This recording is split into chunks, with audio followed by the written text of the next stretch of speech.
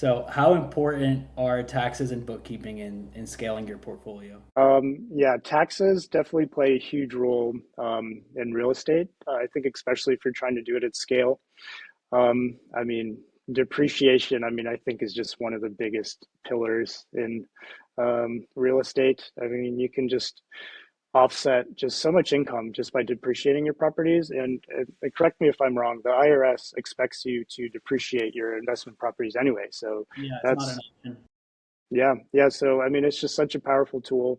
It saves you so much money around tax time to where you can, roll it into the next deal, and that's how some people are able to get more and more real estate under their belt by doing it like that.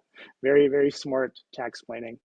Yeah, I had a meeting with a client this morning, and they were talking about how they had 6 doors, and their accountant had never taken depreciation. No, And I was like, no, first of all, come over here so we can fix that. But yeah. second, I just it's like it's not an option. You don't get to choose not to take it or not. They expect you to take that. So yeah, that's awful for that guy. But Yeah, and then as far as bookkeeping goes, I'm sure when it was 1 or 2 doors, you could have just done it on a napkin or in a simple Excel sheet. How do you maintain accurate books for all your properties now?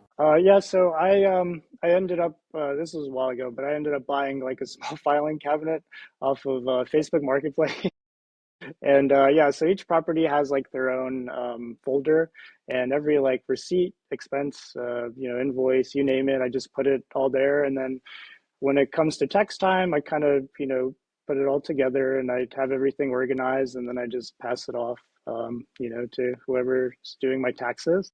Hmm. But it's gotten a lot. There's a lot of invoices that are kind of all over the place, but I do pretty good kind of keeping track of things, and so a lot of it's also online, right? So I use Appfolio, and every invoice is uploaded into like the portal, so like I have everything already kind of organized.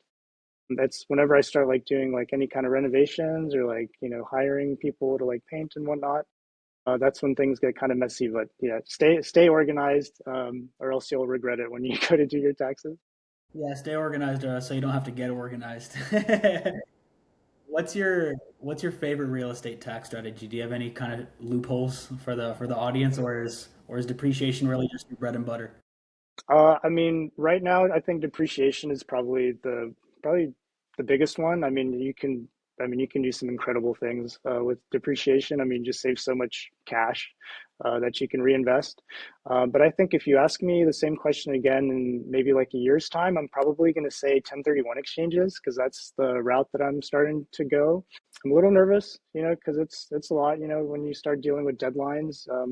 You know, kind of makes you a little nervous. But I think it might be the next best move for me if I want to start scaling into some of the larger stuff, especially commercial. But yeah, just such a powerful tool.